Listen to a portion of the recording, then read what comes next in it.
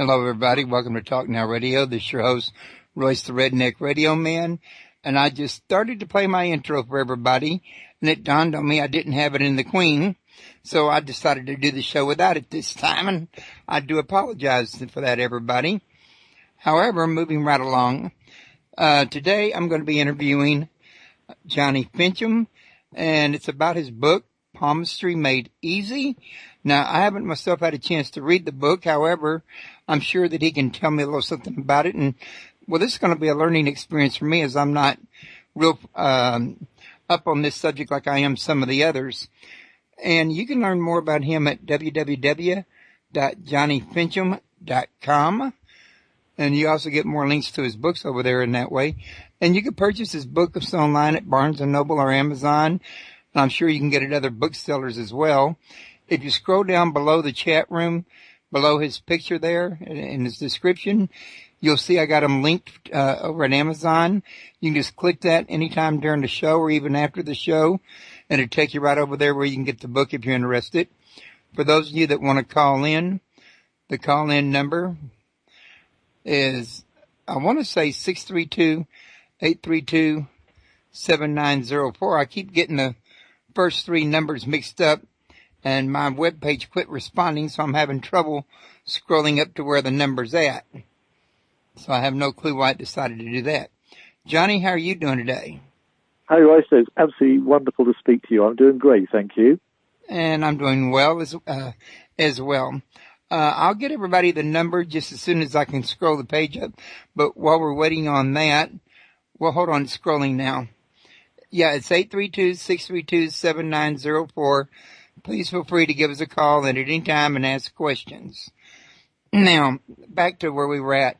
Johnny, I usually like to start this out by suggesting that the guests kind of give them a little background about themselves to kind of break the ice, and maybe tell everybody what led them to write the particular material they're writing about. Yeah, sure, I'd love to. Well, it started about 20 years ago. I was a university student here in the UK, and I was doing English degree, and I got very seriously involved in a yoga group, and the yoga teacher one day read my hand, and it was so astonishingly accurate that I thought I'd have a go at it myself. So I started to learn palmistry, and I was enormously frustrated by the literature that's out there. All of the books say the same old things, which is quite a lot of complicated things taken straight from the old Hindu textbooks, and it's all a mass of complicated little crosses and squiggles and circles to remember, and it's very, very, very dated. It basically all started with this guy D'Arpagnan, who was a Spanish guy who collated a sort of book of mystical gypsy sayings from his time in the War of the Peninsular War in 1790, and most books still use that as a sort of basic palmistry text, and it's extremely old-fashioned, and all of the old Hindu stuff is in there, and it's extremely difficult to understand. So out of sheer frustration and rage, I decided to start again and just to look at people's hands and to work out what's true, what works, and what doesn't. And that's really what led me to, in the end, become a palmist myself, because I want to do it in a different way, a different method. I'm not a predictive palmist. I don't believe that your hand has all these crosses and marks of fate that make everything fixed, because your lines of your hands change. They're so fluid. They might be broken today and they might slowly mend tomorrow. So your lines are actually reflecting your consciousness and your state of mind, and your hand is revealing an enormous amount about your inner nature and your personality. But it's not fixed, and it's extremely fluid. So my literature and my work and my study of all reflected that. Okay. So this here book, though, it kind of breaks everything down in ways that the other books don't, and something kind of sort of an idiot's guide to palmistry, so to speak. Yeah, if you like. Yeah, I mean, fundamentally there are certain basic principles. The first one is that your hand's simplicity, and by simplicity I mean if there are not very many lines and it's got just a few lines in it, tends to reflect a personality which is kind of what you see is what you get, a straight up sort of guy or woman, somebody who isn't going to waste too much time worrying, and somebody who's pretty much a person who gets on with the job. And a different type of hand is what's called a full or complex hand, which is covered with lots and lots of lines, millions and millions of them. And that would be a highly neurotic, highly strung, very nervous person with lots and lots of thoughts going on in their head all the time, and they tend to be very, very busy internally. And that very simple rule applies like so many other rules in hand reading. It's true every time you look at a hand. It never varies. It's a solid golden rule. And so my book is full of these sort of solid, well-proven facts which you can work your way through and somebody can easily test and observe, and which works every time. I haven't spent a lot of time telling you about a tiny little S-shaped mark which is on the base of the index finger where it crosses the Mount of Jupiter or whatever, which is what most palmistry books are full of and which are quite meaningless in my experience. So it's sort of like a personality guide embedded in your actual handprint. Absolutely. Absolutely, Rich. That's exactly right. Yeah.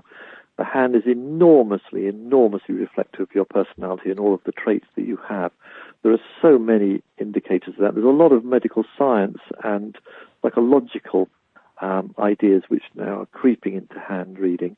For instance, if your ring finger, your third finger, the one you'd wear your wedding ring on, if that's really, really long compared to your index finger, in my palmistry books, I've always seen this as a sign of somebody who's a little bit of a risk taker, somebody who is likely to want to show off, get a bit of public attention, somebody who has a strong need to want to be seen and recognized. And this has actually been proven to be true in scientific evaluation of personality, where they're using the length of this finger as being a guide to how much a person is willing to take risks in their life. So there's actually quite a lot of scientific backup to these ideas to show how they reflect personality, which is becoming more and more underlying the principles of modern palmistry.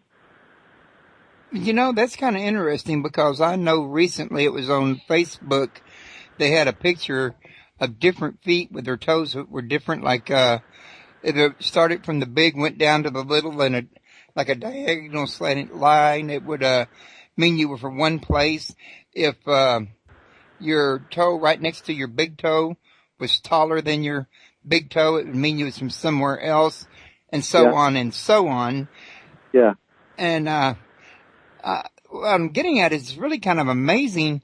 I mean, because there's another one about sleep, that if you sleep on your side, well, left side it means one thing, your right side another, on your back another, shows something. It's amazing how many different ways they're starting to learn about the human nature, in other words.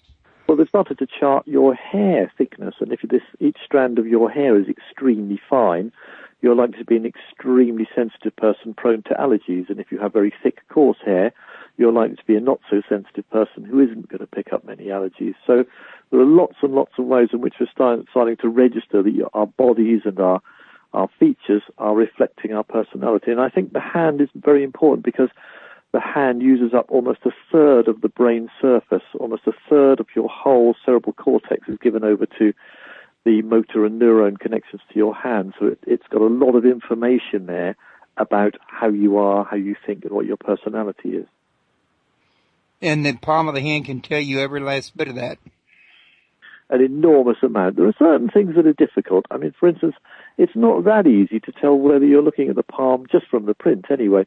It's not that easy to tell whether you're looking at a man or a woman. The gender difference isn't incredibly obvious. You have to look at quite subtle details. But certain things are extremely easy to see. For instance, the length of the headline or line of consciousness, if that's long and fine, that's going to tell you a lot about how well educated a person is and how clearly they think. Very simply put, if the headline is really fuzzy and islanded and broken up, then somebody tends to not be able to concentrate very long. But if that line is very long and clear, they tend to be somebody with a high-functioning mental focus. Okay. Now, in your book, do you have actual pictures to point to the actual line so the person will know which one is the conscious line, which one is the other line, and et cetera, to help demonstrate? Yeah, the book is absolutely clear and obvious that you won't be able to make any mistakes from it because it's got every line is marked in a nice, simple way, and they're actually from real prints of people's hands, so they're not just crude drawings as you often see. Again, it's all about my own struggles to learn palmistry and to learn what made sense and what worked. And, struggling along myself, I was very clear that I wanted to make it nice and obvious and so that people couldn't make mistakes and they could recognize the features very simply. Yeah. Okay, and then it has tells you after showing you the picture exactly what it does or what it means, etc., and how I'm assuming how it's useful to know this information. Yeah, everything there is marked in a very obvious and clear way. I mean, there are lots of parts of modern handreading which are new. For instance, the fingerprints, we call them, in handreading, we call the fingerprints the dermatoglyphics, which comes from the ancient Greek derma for skin and glyphic for marking. So the dermatoglyphics or fingerprint patterns are very powerful indicators, and we use them a lot, which you don't tend to find in the older palmistry books. They were only really started to be developed and looked at as signs of personality from about the 1960s, late 1960s, and now they are a very sophisticated part of your personality and your profiling.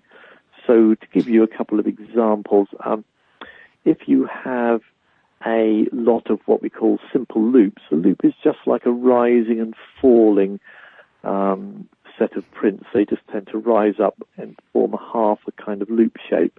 And most people have a lot of these. And if somebody has a full set of these, one on every finger, they tend to be very, very easygoing people. They tend to be very laid back, and they tend to be highly sociable. Whereas if you have a lot of what we call whirl prints are rather like a bullseye on a archery target where you have one circle around another and then another. So there's just a ring of set of concentric circles. If you had a lot of those on your fingertips, you would be a highly competitive, highly individualized person who would not socialize terribly easily, and you would be advised to work alone or in a very small group. You aren't going to be a person who's going to want to work with other people particularly.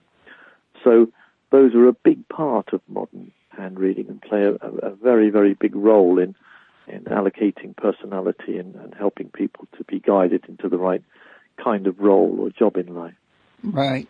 So the question that a person, or at least that I would have on something like this, if, for instance, a palm reader came up to me in the mall and asked to read my palm, and of course I've seen it on TV, and they tell you what these mean and, a little about yourself. But since you are you and you know about yourself, what's the benefit to you of having this done or doing it yourself? That's a really good question, and one I have been asked a few times. Actually, I'm afraid we don't tend to know ourselves all that well.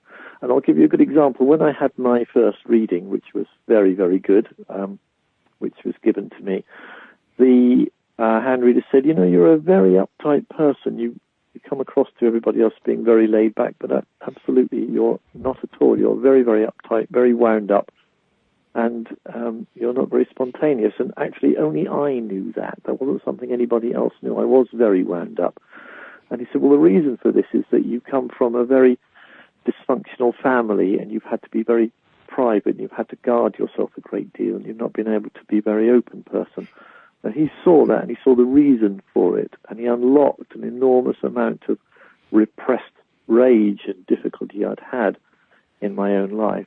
And he saw that immediately in my palm, and that was very, very helpful to me. And he also said I had a lot of skills in writing, and that I would very likely go on to write a book because I had a natural writing talent. At the time, while I was studying English, I'd never written anything and did not particularly see writing as part of my life. And I started to explore that, and in fact, I did indeed go on to write, of course, lots of palmistry books, and I've written a novel and quite a lot of other things. So, yes, we kind of know ourselves, but there are lots of parts of ourselves and lots of deeper aspects of ourselves we are not aware of necessarily, which a palmist will be able to pick up at a very deep level. And there are always hidden traits and parts of us we hide away from, and parts of us we maybe don't want to look at too closely, that are, again, revealed in palmistry very well. Also our potentials, which we may not have explored. So there's a lot there. It's like looking into a map of your soul when you look into the hands. And there's always something there which you haven't yourself discovered, in my experience. Okay. Now, you had a question in the chat room. He wants to know, when you're reading the head and heart lines, do you start from the thumb or the other side of the hand? Well, that's nice and simple. The headline starts the thumb side. That's where it begins, at the top of the lifeline. And the heart line starts under the little finger, and it moves across the hand and then somewhere under the index finger or close to it, that kind of area. Yeah, you start at different sides for different lines. All the lines start in different places. All the lines have a similar beginning. Every single line on the hand, whoever hand you're reading, whether it happens to be a man from Siberia or a woman from South America, all of the lines always start off exactly the same position, but where they end up is very individual, and that tends to be very revealing. So your heart line starts under your little finger, but it could end up quite a few different places. It could actually join into your headline and become what's called a simian line and form just a single line, or it could end up, as most of them do, in the index finger area, or it could end up being very short or extra long. So it's that ending which tells us a lot about your individual way of connecting and relating. Okay. Now, one of the things you were saying earlier before I moved on to the chat room's question was the guy actually went so far as to tell you why you were so reserved and what have you. Yeah. So is it normal for the hand to be able to tell you exactly how a person arrived at being the way that they are, to get you that, to, read that deep into a person, or does psychological play come into it? There is a lot of psychology in hand reading, and there is a lot of you're looking at a person and thinking, well, I'm going to read this particular way because this person is a particular type. But I do think that the hand does reveal a lot of what we call the antecedents, the deep-rooted patterns for our behavior. I was looking at a guy's hand quite recently, in fact, it was the day before yesterday, and he'd had a series of unsuccessful marriages, and they would always end because he was incredibly insatiably jealous, and it looked like there'd been a very unstable mother figure. And I said, well, it does look like your mother was never somebody you could rely on, and somebody that was forever running off, and in fact, he hadn't really made that connection, but in fact his mother had let him down very badly and had ended up running away and deserting the family, and this is what led to his own insecurity and desperate jealousy. So you can't always pinpoint exactly. I could only say that something had happened within his nurturing experience from the mother's side that made him feel very vulnerable and insecure. I couldn't have exactly said that exactly what had happened to his mother, but I was able to locate much more closely and help make that connection for him, which I think when you understand the reasons for patterns of your behavior, it makes it much easier to not necessarily be a victim of that pattern. Yeah, and it's probably why the Thoth used to say, the Egyptian Thoth, to know yourself. Yeah, absolutely. Yeah. Yeah, there's a lot to know, there's a lot to get to know, and there's a lot of depths in our souls that we often do not plumb. Yeah. Now, does palm reading, though, help you read a person's future? Well, the way that the future works is that the future is being set up by what we're doing, what we're thinking, how we're feeling, and how our personality is. Character creates events. So, to go back to the example of the guy who had the unhappy marriages because of his jealousy was creating a series of relationships which were going bad because he was so possessive. So fundamentally, one could look at his hand, see this possessiveness there, and say, well, look, you're going to find yourself in a relationship in 3 or 4 years, and it will start off brilliantly, and then you're going to find your partner will leave you, and she won't want to be anywhere near you anymore. And this will come about because you're going to lose your temper and get jealous. Now, that might be absolutely accurate, but, and it's a big but, I do think as long as we stay the same and do not change, then we are predictable. But if we are able to unlock our natures from our patterns and able to change that pattern, then our lines will change and our future will change. Yeah, that's been pretty much my discovery, and I'm not even a palm reader. That Right. I mean, I've dealt in collections and marketing and stuff, and from what I've Yeah, noticed of people, is the only people who ever really change is the ones that get in there and deal with the actual root of the issue and correct the root. absolutely. You're so right. Yeah, So, absolutely. since we know that if they don't correct that, they don't change, then yeah, they're predictable. They're going to keep repeating the same Yeah, loop over and over until such time as they either die or they finally catch snap and say, wait, yeah, exactly so. Exactly so. It's like looking at a vehicle and seeing it's got a puncture and thinking, well, sooner or later this car's not going to be able to go any further. And of course, if they don't repair the puncture, that's inevitable. So your personality, the way you repeat the same patterns, creates your events, and they're unfolding all the time because of the way you are. And if you change your behavior, then your future, of course, will change. That's so true. Yeah. since you can use the palm reading to help you get to the root of what's going on, then I guess you could also say that palm reading, rather than being a foreteller of the future, might be more so a changer of the future or a tool for changing the future. Yes, I like to see it as a tool for changing the future. Yeah, absolutely. I like to see it as a way in which we can start to make choices where we didn't have a choice before. I'd like to see it as a way of sort of rearranging the map and redrawing the map of ourselves.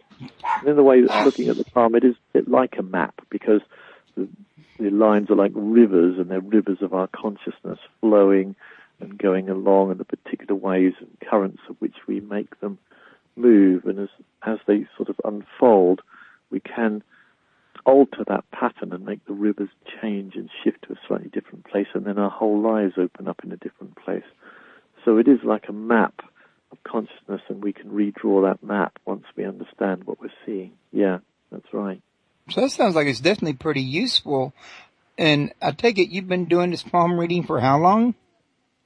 I've been doing about 20 years, probably a little bit more than that now. Yeah, I mean, I started when I was, let's see, I was in my mid-20s. I'm 50 now. So, yeah, it was, good. I've been professional for 20 years. I was more of a dabbler before that. It took me a while to kind of get going.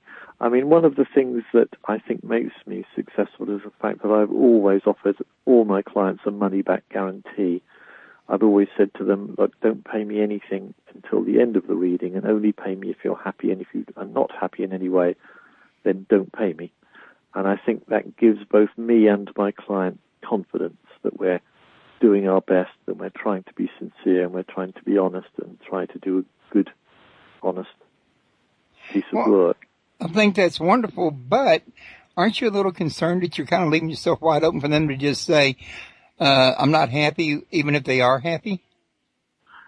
I think because hand reading demands honesty of ourselves, and in a way you can't really, if I'm reading your hand, you need to be honest with me. You need to sort of help me along in a way. If I ask you questions, I think it's very helpful if we can both start in a spirit of honesty and openness, and I think hand reading goes much better. If somebody was, trying to put one over on me, well, it probably wouldn't have been that great a reading. They wouldn't have got that much out of it. I mean, in all the years, I've only had 2 people ask for their money back. Well, that's a pretty good history. Not too bad, is it? At the same time, since you've been doing it for so long, I'm curious, what kind of a success rate would you say you have? Like a 70% accuracy, a 90% accuracy? Well, it's a bit tricky to give you an accurate answer because I can see, for instance, let me give you a good for instance.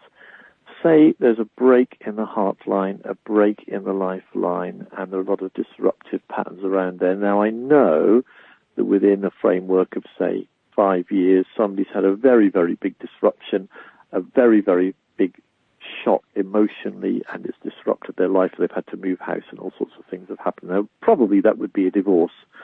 And there'd be lots of signs that would help me see that it would be some kind of big disruption. But I may not be absolutely correct. It would, if I was just being crude, I said, look, 4 or 5 years ago you had an enormous disruption in your life. You were very heartbroken emotionally. You stopped functioning. You had to start all over again. That would be completely accurate. But if I was to say, look, you were with a man, he was an Australian, he was 6'2" tall, he wore spindly glasses, and he had a bit of a beard, and he drove a Pontiac. If I was giving all that kind of detail, then I might well be a long way off the mark. So it depends how much detail you're furnishing into that statement. Do you understand me? Yeah, I think I do. So, because a lot of it you can't possibly, you can't look at a guy's heart line and say, oh, he drives a Pontiac, for example. No, exactly. No. So, yeah, I can see where you're coming.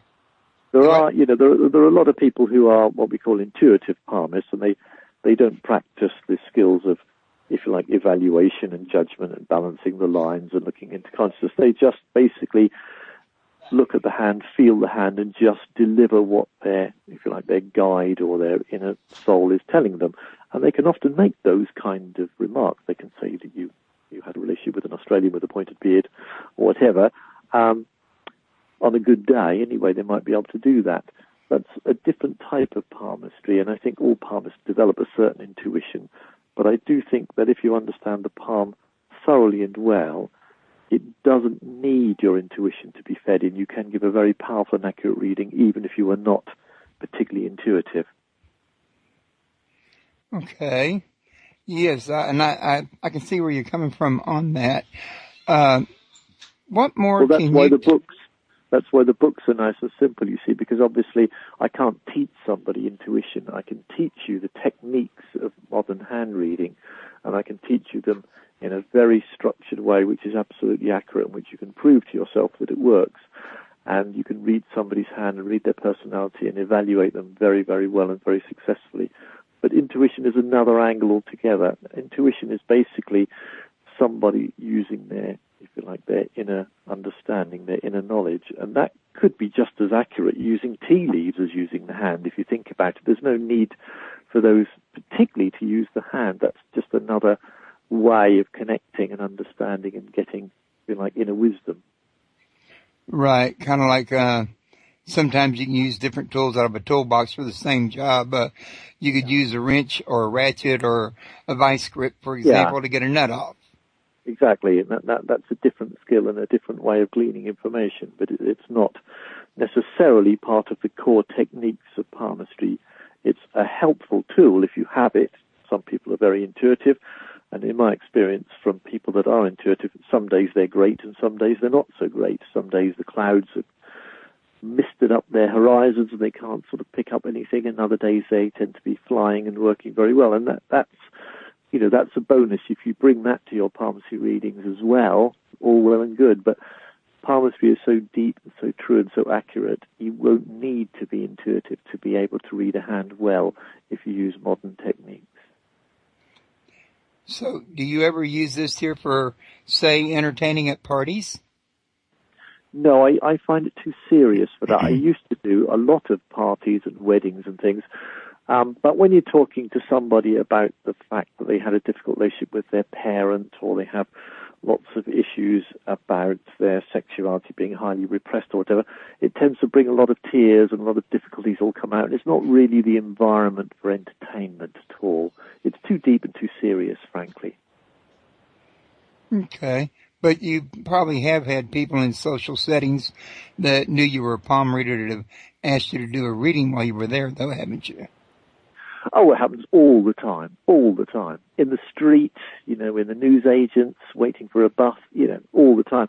I try to just make one or two light-hearted comments on something I can see, without making it very clear to them that I'm not giving them full and proper reading. I would just sort of talk about some quality that they have. I mean, this morning, coming down from my local shop, a lady with a dog who I happen to know vaguely said, go on, say something. So I just sort of looked at her hand briefly and said, oh, you're incredibly sensitive, and people tend to think that you're thick-skinned, but in fact you tend to hold things in and you think and dwell on matters for a long, long time after. Just something like that, I said.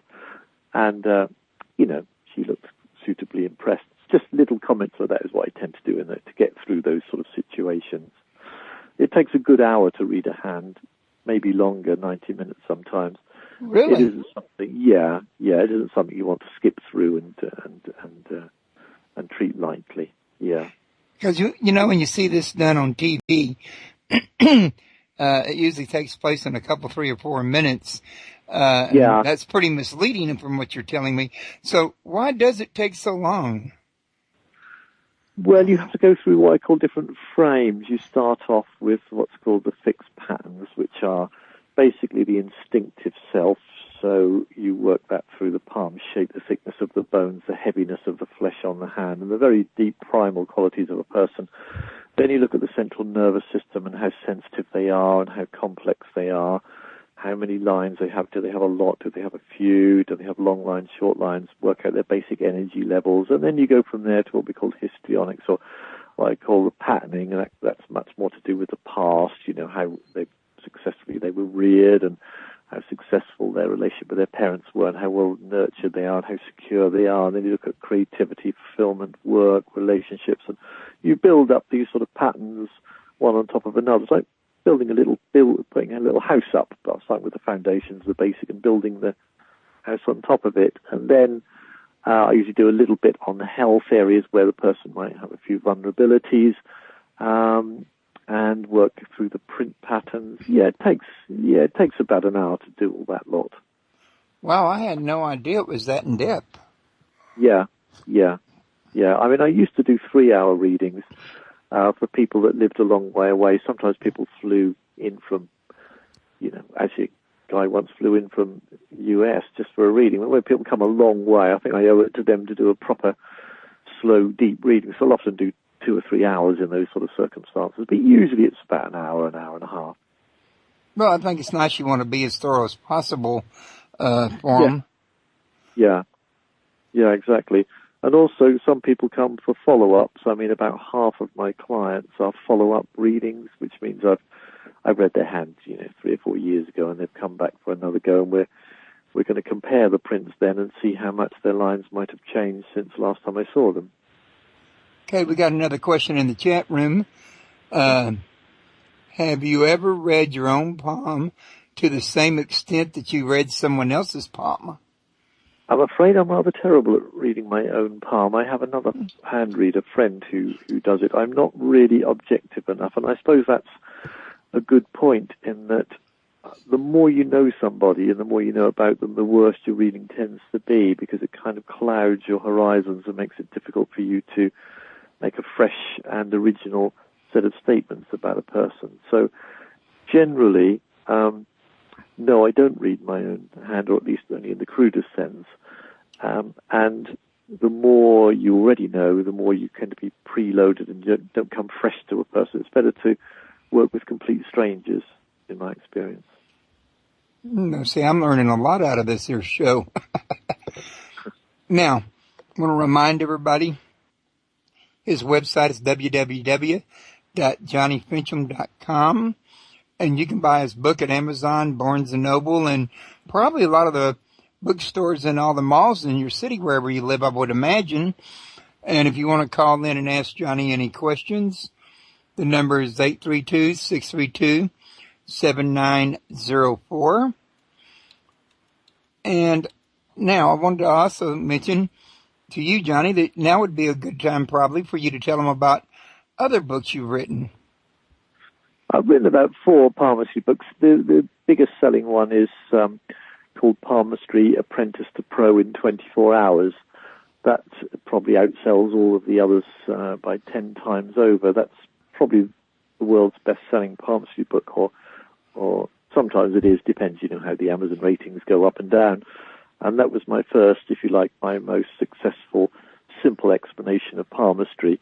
So I wrote that particularly for people to begin with no knowledge whatsoever and just to work through a series of lessons. And then there's a lot of little tests at the end of each chapter and lots of little reminder points and lots of little exercises to do.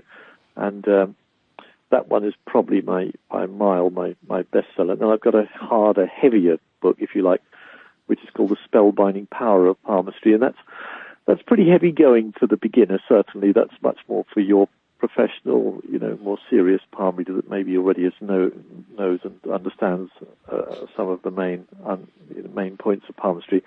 And the Spellbinding Power of Palmistry is definitely a more advanced book with stuff on health reading and psychology and emotional and sexual reading, and that tends to take one to a quite deep level.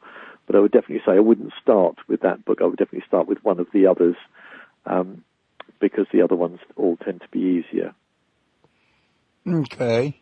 Now, do you have any kind of workshops or anything that you can invite people to? Well, I've tried for ages to try to set up online workshops for palmistry. They don't really tend to work very well because there's a lot of visuals and a lot of sort of feeling and grabbing hold of hands and bending fingers back and sensing the skin texture and that kind of thing. You really need the hands-on physical and sensual experience of touching and feeling hands. So I do quite a few international workshops. I've done some in Moscow. I've done quite a few in France. There's a centre in France that I work from usually once a year.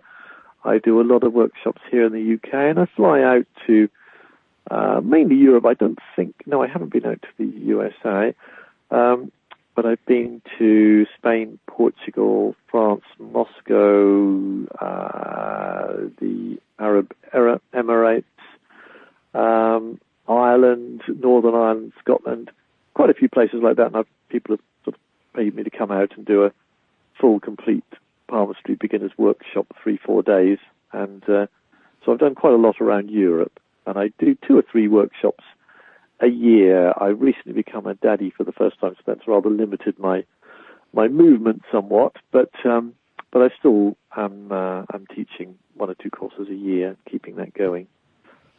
So you think Junior would take up the family tradition? I'm really, really hoping so. He's got a very long headline, which is a very good sign for a palmist. So it looks promising so far.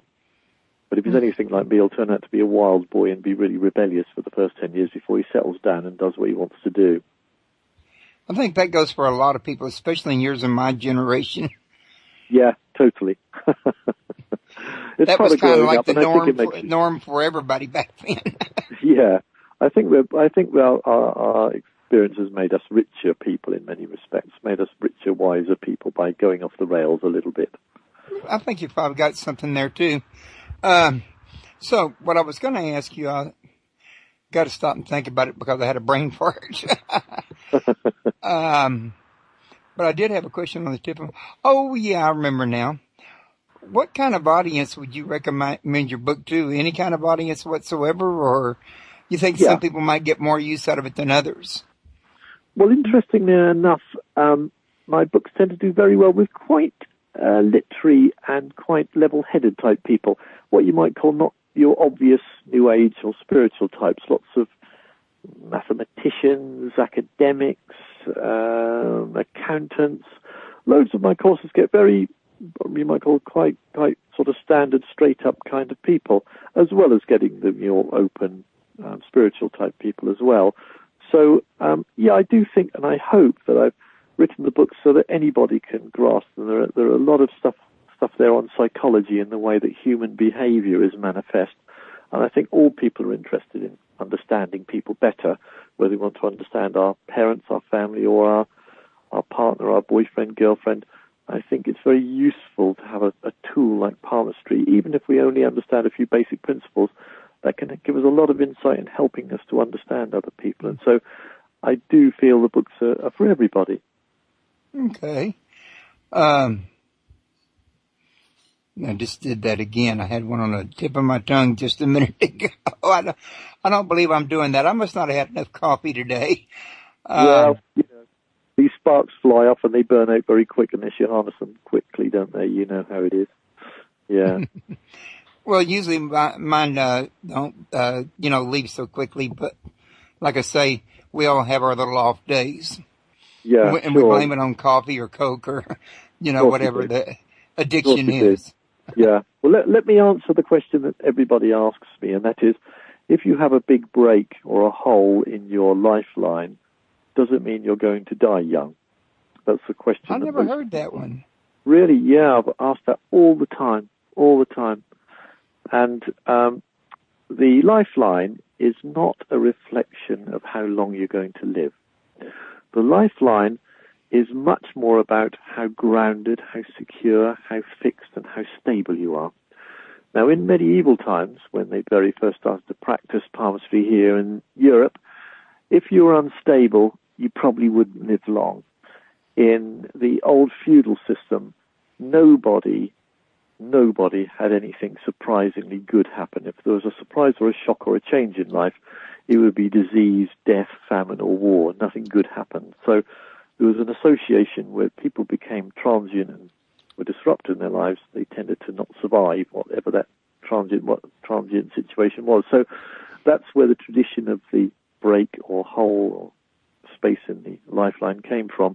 But in the modern world, it simply means that you are more likely to be a slightly more unstable person, a more insecure person, someone who's likely to travel and to change and to reinvent themselves, and somebody who's more likely to jump at opportunities and maybe abandon fixed patterns in life to try out different things. So a break in the lifeline isn't going to kill you. In fact, it's probably going to help you to live longer because you're going to try more different ideas out. But it is going to make it more difficult for you to remain stable and fixed in life, and you're going to probably jump around rather more than most.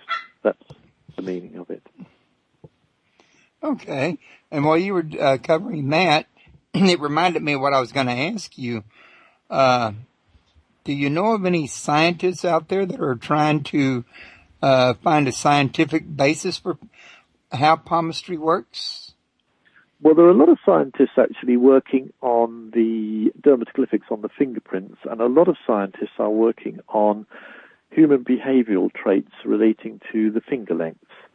There's a particular scientist here in the UK called Dr. John Manning. He has written 3 or 4 books. One is called the Handbook or the Finger Book, and it's basically about different personality traits exhibited by those with a very long index finger or a very long ring finger or a very long pinky finger. It's very much about personality and the way the hand's finger length shows developmental traits. So there are some scientists working very hard on different areas of the palm, and the fingerprints are hugely researched. There are something like 5,000 or 6,000 medical papers on fingerprints and their dispositions towards different diseases and different personality types. So the one thing scientists never want to go anywhere near is the lines. The lines of the palm are so associated with mysticism, prediction, palmistry, and the whole kind of spiritual and esoteric issues that they will not go within a million miles of the line, so they don't want to have any connection with them at all. So no scientist, to my knowledge, has had any research papers or any interest particularly in the lines of the hand. But yes, there's a lot of scientific interest, as I say, in the fingers, the finger length, and in the print patterns on the fingertips. Okay. So somebody that's missing their fingers, it might make it difficult to do an accurate palm reading. People have fingers missing here and there. I've certainly read people with a finger missing. I mean, ultimately, bear in mind the finger is reflecting the personality, and it's reflecting a lot of the brain's activity, but the hand is not actually the personality. So the missing finger, as it were, will show some disposition or some pattern that's missing in some psychological way, but the person can still function perfectly well. It is obviously more limiting. It's unusual that somebody will not have all four fingers and thumb on at least one of their hands, which we can use. By the way, I should mention we tend to always read both hands because one hand is your passive and one is your active hand. So your passive hand is the one you use the least, and this is much more reflective of your deeper inner personality, the person you are to your mother, to your deepest, closest friends, to your partner. And the other hand is much more your exhibited personality, the personality you're trying to become, and the personality which you show to the outside world. Yeah, I was just fixing to ask you, is it possible to look at, read, both hands and get a different reading, in other words? Yeah. Basically, the greater the difference between your two hands, if the lines are very different and the shape is different, then the more your personality has a massive difference between the inner and outer. It tends to be more of a bipolar personality if you have massive differences between the two palms, and it will also show that you have an enormous change and enormous developmental qualities in your personality that will change hugely as you grow up. So then there's a hope you might even outgrow the bipolar as you grow up? Yes, indeed. You might well do. You're going to change enormously. Yeah. I think there's probably a lot of sense in that, and I'm no psychiatrist either, but I've often thought that perhaps a lot of these disorders that they're not really labeling as mental illness, like bipolar, depression, and that, are either symptoms from days during drugs could cause depressions, for example, or in some cases, they were really just areas in which people have not matured yet, and they're labeling them as disorders. Yeah, I think a lot of basic normal personality traits are becoming increasingly labeled as disorders because then the drug manufacturers can make fortunes selling us drugs to fix them.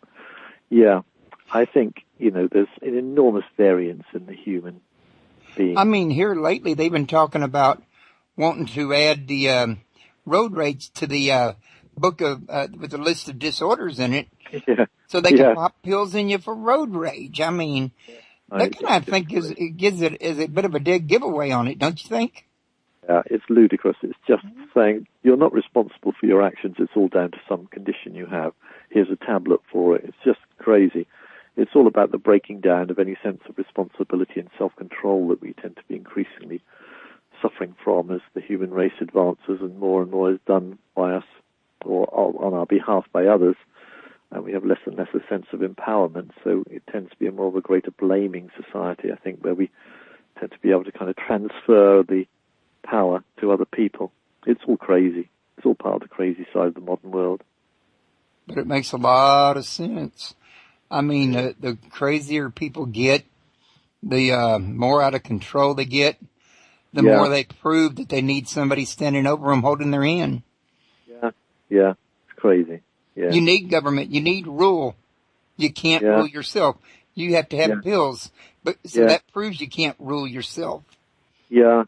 Well, I mean, I think one of the disadvantages of the great kind of explosion of culture in the 60s and 70s is that everything relating to the old-fashioned values of self-discipline, inner strength, self-control, harnessing your power, being somebody that had a strong sense of right or wrong, is all kind of been thrown out of the window. And maybe we've kind of thrown those things out a little bit too readily.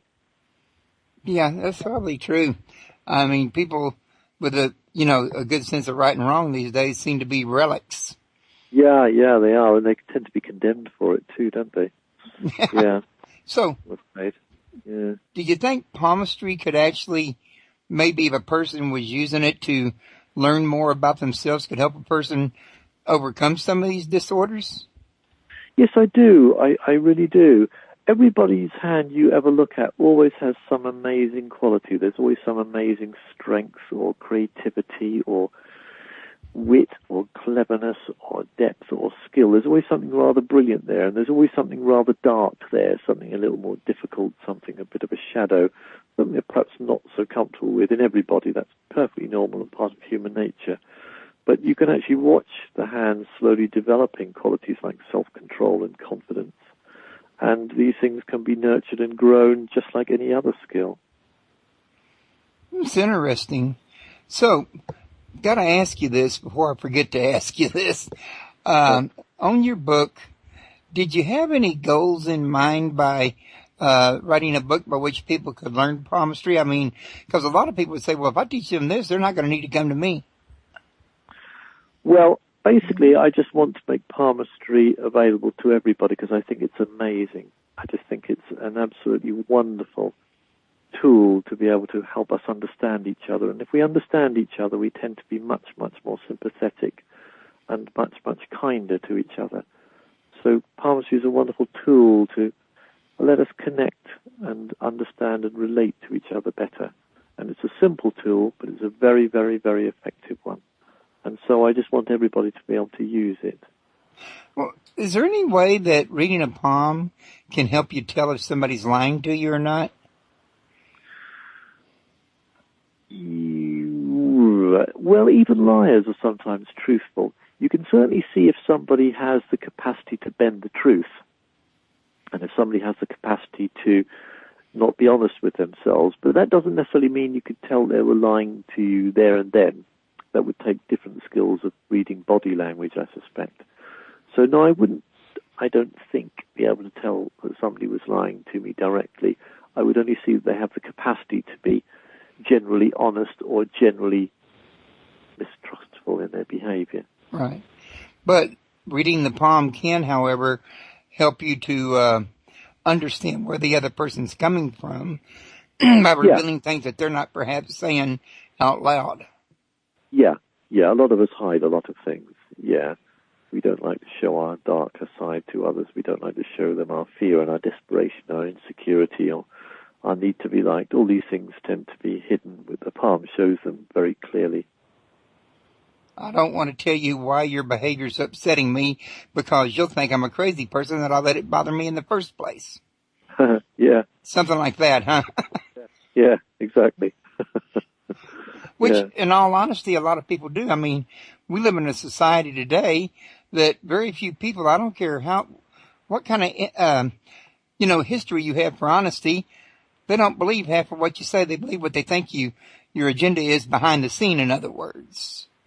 Yeah, we're kind of breaking down any consensual sense of what is the truth, aren't we? I mean, there are half a dozen versions of history now. It depends on what kind of particular cause you're a part of.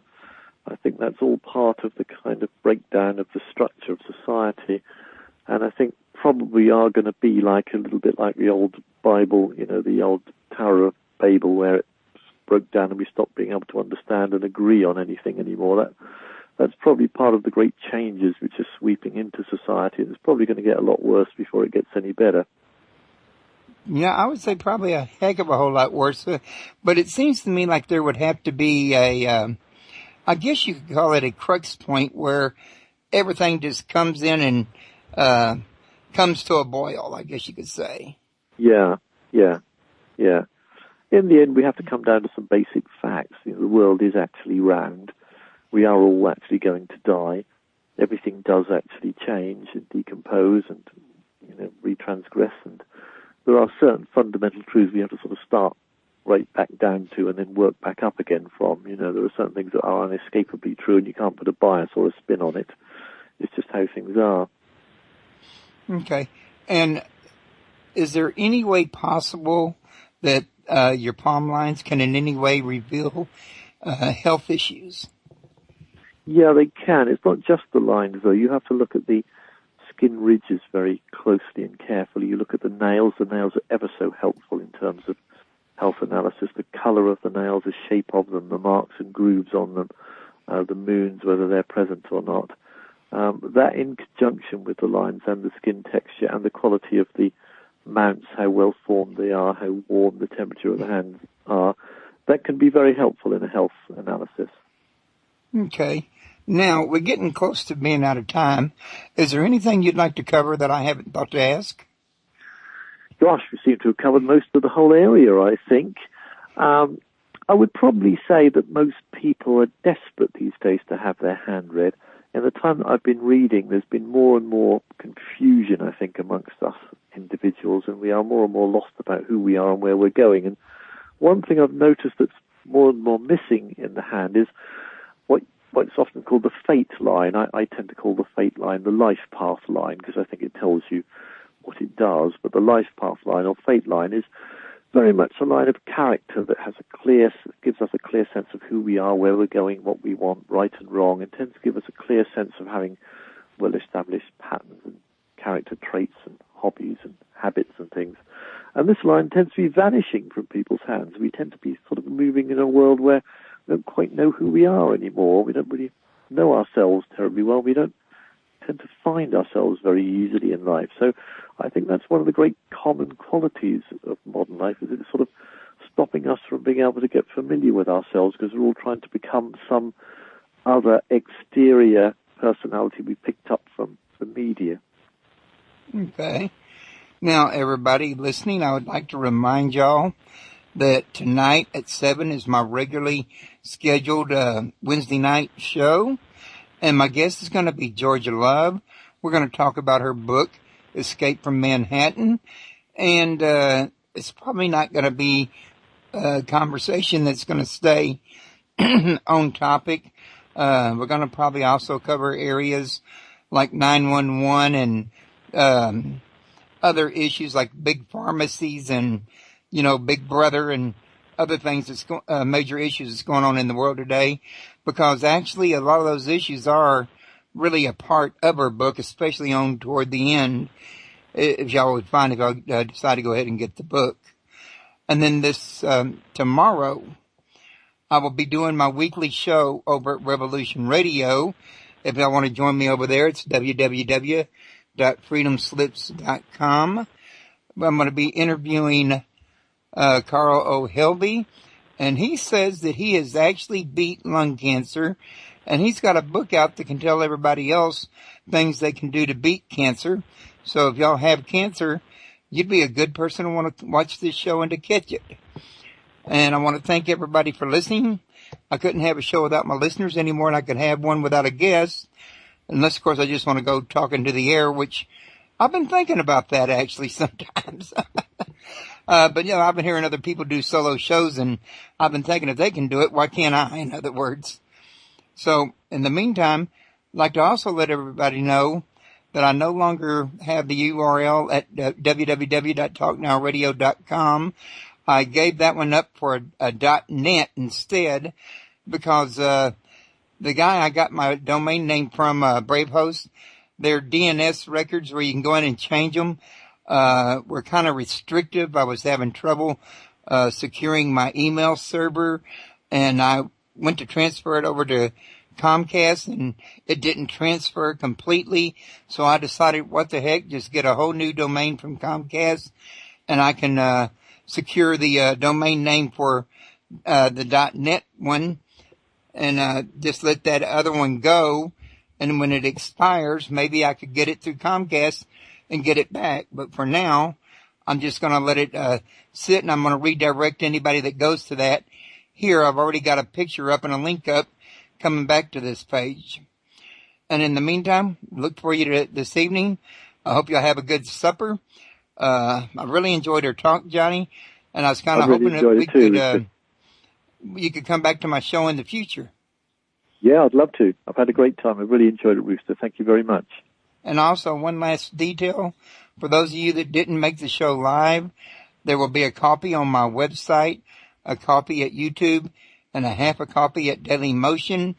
And I'll be sending you the links to those, by the way, Johnny, as soon as I get them up. Great. Fantastic. Thank you.